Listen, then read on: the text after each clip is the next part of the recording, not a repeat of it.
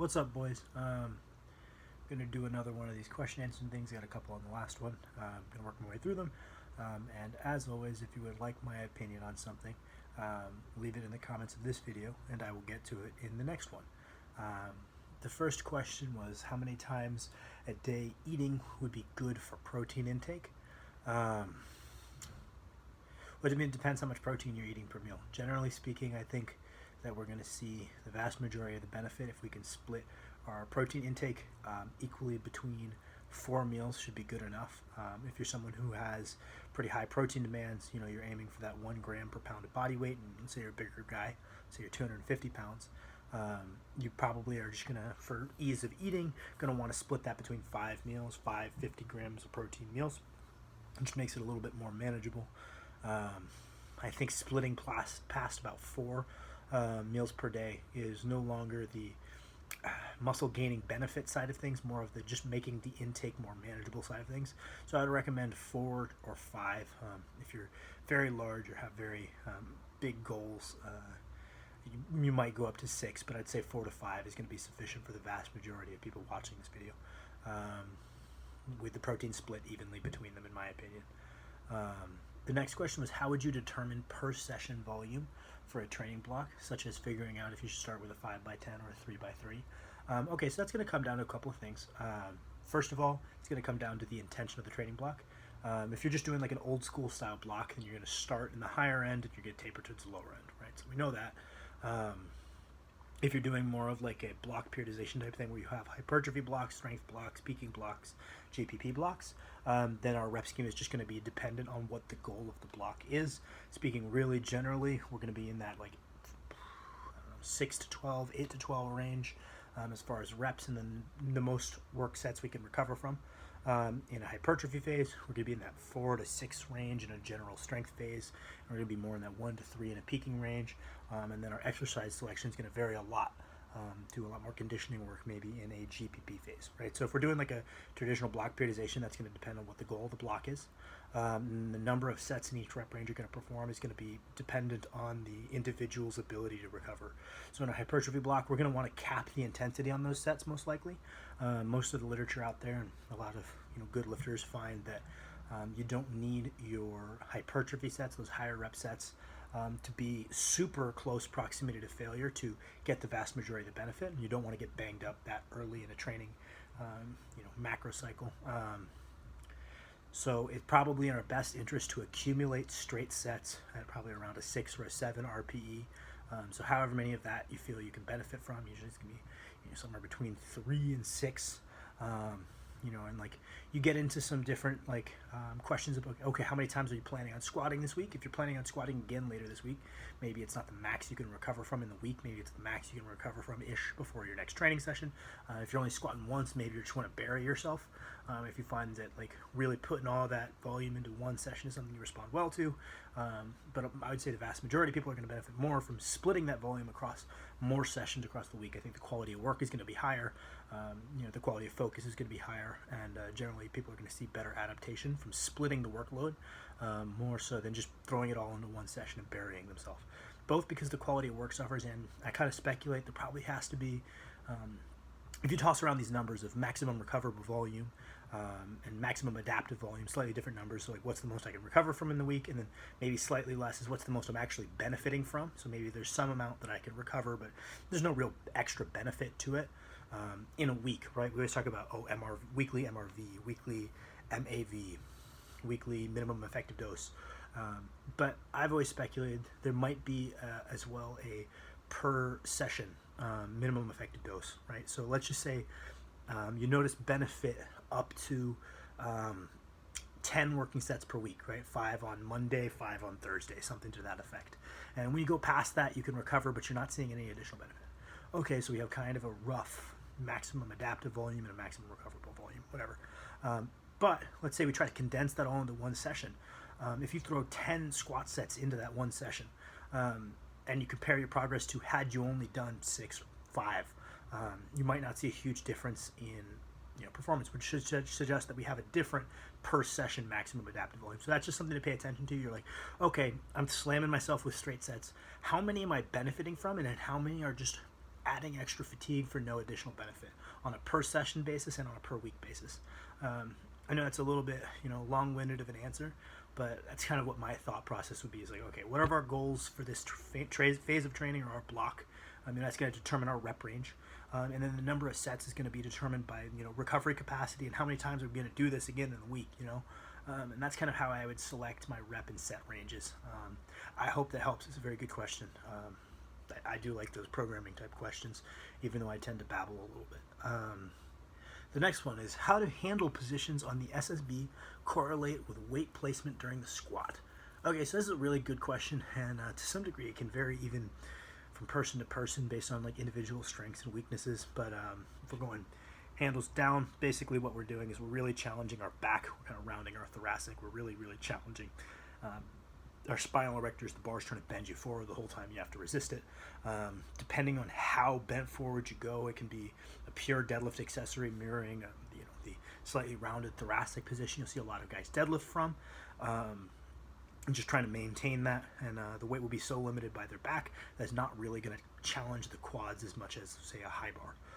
You kind of have handles neutral and handles up, right? So if you think about it, the weight comes here. When we push the handles up, we are displacing the load further in front of us.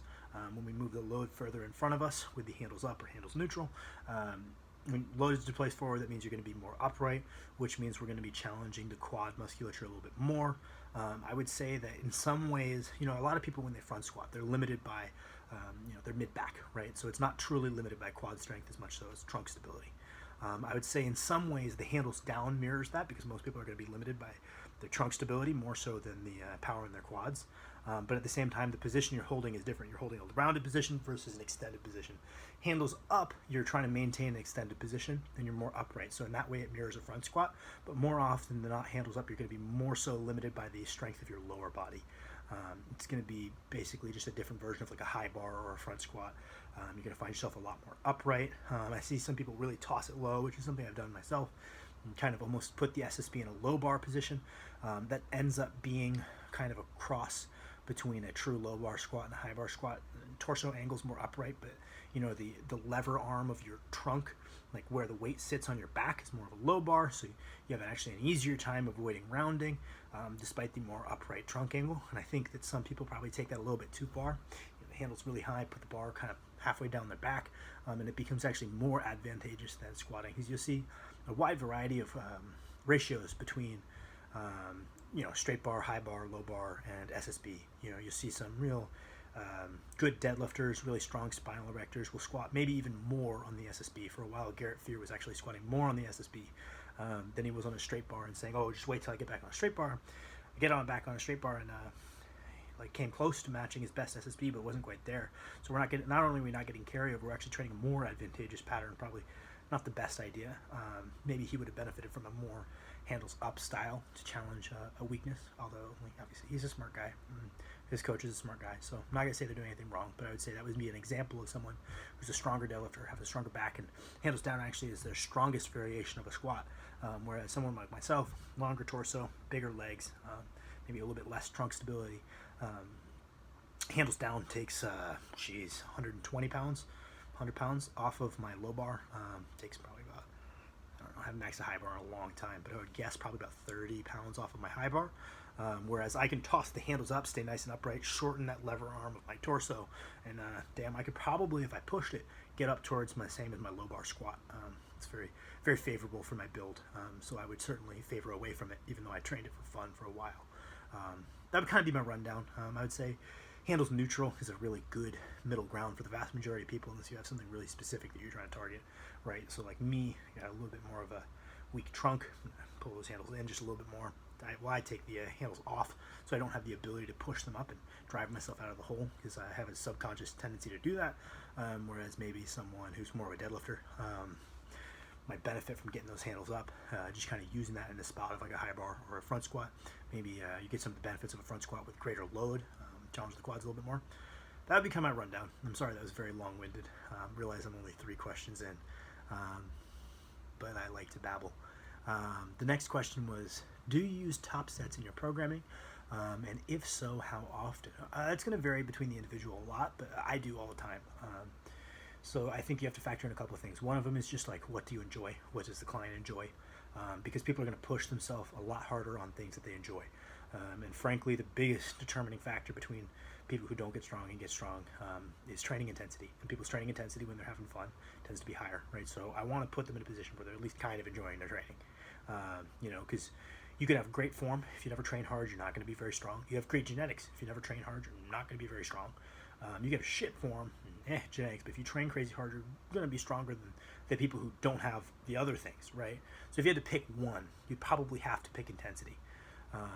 Because there's morons who train really hard with no technique and genetics who get reasonably strong, and you don't really have that with one of the three in the other cases, right? So we could say that maybe that's the most important thing. And if a top set allows you to bring a greater level of focus and intensity to that training, and it's not at the cost of technique, so you can bring some focus but also some discipline and some intensity to keeping your form the exact same every rep, a little higher intensity, that can be very effective. I wouldn't do every single training session. Maybe you have one session, if you're squatting twice a week, one session you work up to a top set, hit some back downs, and then the second day is more of like an accumulation day, just a secondary squat day is what you might want to call it, and you hit just straight sets. Basically you're hitting extra back downs for the week. You hit that one top set on Monday, you come in on Thursday and you hit 3 more back downs after the 2 you did on Monday, or whatever it is. It's going to vary a lot. Some people don't respond well to those top sets. It's just not meaningful. It's a waste of energy, and they could have just been better off doing nothing but those accumulation sets, both Monday and Thursday, whatever I said. Maybe we, without the taxation of that top set on Monday, maybe we could hit 5 sub-maximal work sets on Monday and 5 more, and we get up to 10. Someone responds that much better, and they get that much more practice, and they don't have to deal with their form breaking down at the cost of trying to hit these rep PRs.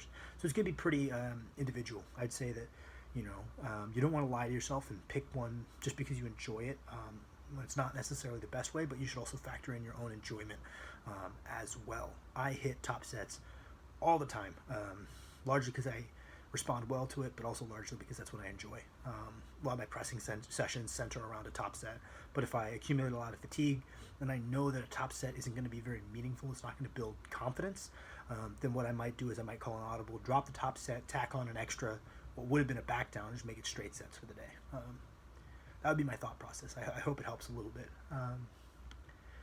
The next question is thoughts on people running the same program and milking every ounce of it. I ask this as I am doing this, and it seems to have and he's been doing it for a year straight. I think that's good. If you're making a desirable rate of progress, I think that you're a fool. You would be a fool to change it, right? If it's not broken, your risk of injury isn't imminent.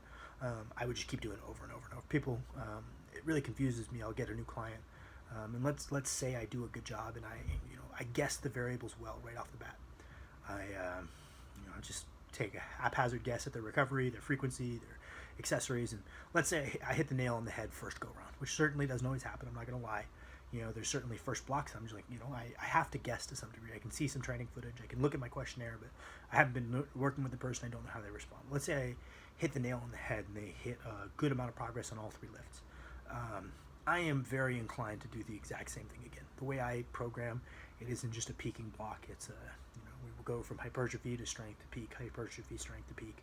So it's not as though I just like, okay, well, what we did is we expressed what you had built. I like to think that we built something, we capitalized on it, and then we expressed it. So what I'm inclined to do is if it worked, it's probably going to work again. We're going to do it verbatim. And people get a little frustrated because, I update their sheet for their next block, and they're like, I was expecting to be really different, or like I want to do something different, or is this lazy programming? Something to that effect. And, that just blows my mind. If I hit a block, it worked really well, god damn, I'm doing it again, because the most important thing to me is my rate of progression. That being said, if you find that rate of progression is tapering down, that's okay, but if it gets to the point where it's like not good, it's not favorable, then I might start either editing the program, or if it really gets down there, you make some tweaks and that doesn't help, and you see that rate of progression trickle into 0. Then I might look for a different program or a different approach. But I certainly would do exactly what you're saying, which is milk everything you can out of a program. I think that with some small alterations, you can make it insanely far on some of these basic programs. You know, whether you just like looked around and you got like, I don't know, like an NSUNS program, you got 531, or you got like the Juggernaut method. These things can be taken really far, especially with some small alterations for, you know, adding some accessories as you see fit, or, you know, altering some frequencies or some volumes as you need. I think they can be taken to a legitimately high level. They're just kind of a base template at that point, and, you know, the more times you run it verbatim, the better you understand what the goal for each week or goal for each session is. So the more likely your alterations are to be actually, you know, beneficial. And then the last question was, might be too broad of a question, sorry, but tips for viewing your own training progress more objectively for those who are more emotional. That's a reasonable question. It's certainly difficult. There's a reason that nobody does a good job with this, right? Because a lot of people would just, like, you know, watch some YouTube videos and they'll say, oh, what's a good rate of progress for a beginner, X percent or X number of pounds to the total per year. And they'll say, oh, I'm below that. I knew I should be down in the dumps about that product. Or, you know, maybe they watch a video and, like, you know, it's just some mediocre expectations, to be honest, right? People are like, oh, you're lucky to add, you know, 10 pounds to your lift a year. Unless you're really advanced, if you're adding 10 to a lift to you, you're doing something wrong. You're not doing it right. I don't care if you have bad genetics. Unless you're really advanced, 10 a year sucks. You know, there's variables you need to change if this is something that's very important to you. If this is something that's just a hobby to you, 10 years fine. It's totally fine. If you don't have long-term, like, high-level competitive aspirations, more power to you. But don't project that as a norm. There's outside the gym variables you need to manage better: your sleep, your food. There's stuff you need to dial in. If you're an intermediate and you're making really low-scale progress like that, it needs to be assessed. But that being, and, like, there's a lot of videos kind of talking about that, I think, driving home to people that, like, these slow rates of progression are okay. They're not okay if it's really important to you. If you want to get strong, there's a certain level you can look at. Like, you know, there's going to be some rambunctious, like, fucking 15-year-olds who watch my video who are going to totally misunderstand this, and they're going to be like, how do I get strong fast? You know, and, like, those are the same guys that, like, rah, I'm going to win World's Strongest Man, and then they burn out in, like, 2 months because they had no idea the amount of work associated with that and how long it takes to get really strong. You know, you're not going to get to a high level fast. You can't just get angry. You've been training for 2 years, you're not really strong. 2 years isn't long enough. This is a really long-term thing, right? I would say that if you view yourself as another person, if you view yourself as, oh, okay, I've got a friend at the gym, they came to me, I'm going to look at their circumstances. So if this person's coming with a big athletic background, you know, lots of muscle mass, they gain muscle easy, they've got good genetics, and they're like, I'm adding 10 a year. Yeah, it's shit, right? So I'd tell them, I was like, honestly, you could do better, right? But if this person's coming with no athletic background, they're really uncoordinated, they lack muscle mass, and they're, you know, they're finding what would be a slightly suboptimal progression rate, I would factor that in and say, like, no, you're like, that sounds about right. So I think you need to make sure that you're factoring in these external circumstances to your assessment, you know, athletic history, training history, injury history. What's the context of the rate of progression, not just looking at, like, a percent increase per year. But yeah, I don't know, especially if you're above, like, a 10% increase per year, you're probably doing pretty goddamn well. You know, a lot of people can exceed that by a lot, and that's okay. But, you know, context aside, if you're above 10% a year, you're probably doing pretty well. I hope that helps. It's not something I really think about because I don't know if I assess my rate of progression as much so as assess what I'm doing. You know, I don't really look at, like, what was my deadlift last year, what was my squat this time last year, what percent did I add this year. I understand that's a helpful metric for some people, but what I like to do is, like, instead of assessing my progression rate, I try to assess my variables, right? So, like, is my hydration, like, 1 to 10? Well, how good is it? If it's a 7, I want to get it to an 8. How good is my sleep? If it's a 1 to 10 and it's a 6, I want to get that to the 7. Those are what I'm trying to look at. And, you know, if you really just hammer away at improving those variables and getting closer to those 10 scores on each, you know, individual thing, is my training intensity 1 to 10? Is my training preparation? Is my mobility routine, right? Am I staying on top of my injuries? Am I keeping a high NEAT? All 1 to 10 scores. You know, you build up the weakest one rather than the strongest one. And as you try to progress those things towards 10s, generally speaking, if you're honest with those, the rate of progression will follow accordingly. So be more process-oriented rather than result-oriented. I say that would be my best answer. The first one sucked, so second attempt at an answer. I hope these help. If you guys have any questions for me, put them in the comments of this video and I will get to them in the next one.